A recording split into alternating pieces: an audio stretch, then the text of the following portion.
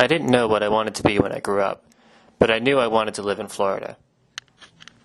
I liked the danger of Florida. The killer animals, the summer monsoons, the lightning. I remember walking with my mother to the photo shop in my hometown of Norbury, Pennsylvania. As we waited to get our film developed, I would look at the mosaic of photos on the walls. There were shots of lightning with purple skies and palm trees in the foreground. That was Florida to me then, the place of terrific thunderstorms. Or maybe I liked Florida because of the sports teams I was a fan of. Or to be more accurate, because I didn't really understand fandom as a kid, the sports team logos that I identified with. What probably drew me to Florida was that my uncle and aunt and their 2 daughters lived there, as well as most of my mother's family, the Minonas. They moved to Winter Park near Orlando in the early 80s from New York City. My family would drive down there every Thanksgiving. I looked forward to that trip every year. I loved chasing the tiny lizards that lived in the patio. Their house still has a pool, but they got rid of the basketball court and giant trampoline a few years ago. Now the pool in the back is fenced, which makes it tolerable to swim in compared to when it was exposed to the sun. We would always go to one of the theme parks on these visits, not just the big ones, but the smaller ones like Gatorland and the short-lived Splendid China. My cousins Catherine and Josephine were the closest relatives that I had that were older than me. Catherine is 10 years older than me, and Josephine is 6 years older than me. I understood the idea of being a teenager based on their behavior. I looked up to them, even though I didn't see them that often. My cousin Catherine, in white, would let people write in Sharpie on the walls of her room. Both her and Josephine liked the Cranberries, or was it the Smashing Pumpkins? Catherine had a waterbed. They also had an NES console, which was fresh and different from my Super Nintendo. In college, I worked toward getting into law school. I didn't want to be a Pennsylvania lawyer. Only Florida would do. The state symbolized both a reconnection with my past and also a place where I could build my future. I ended up not going to law school the first year out of college. Instead, in May 2011, the day after I graduated from Temple University in Philadelphia, I moved to the Orlando area to start working at a call center. I got the job partly through my dad's connections, as he worked for Comcast at the time.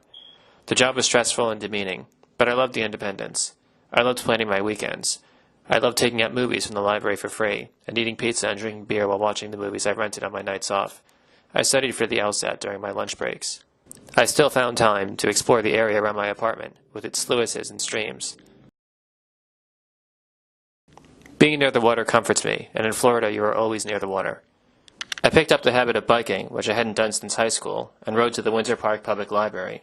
On some days I would have to stay late because I got caught in an afternoon storm, but I didn't mind. I missed the Katy Way Trail in Orlando. I would bike it almost every day, even on work days.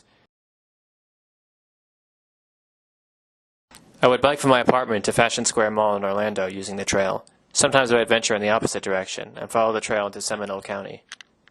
Biking is great without having to cross a busy intersection. My apartment in Winter Park was on the 3rd floor. On cool days, I would write outside on the balcony, and sometimes have my breakfast outside as well.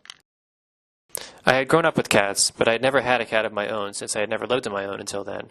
I got a kitten from the Orange County Animal Shelter a few months after I moved to Florida. His name is Ergat, and he still lives with me now in Louisiana.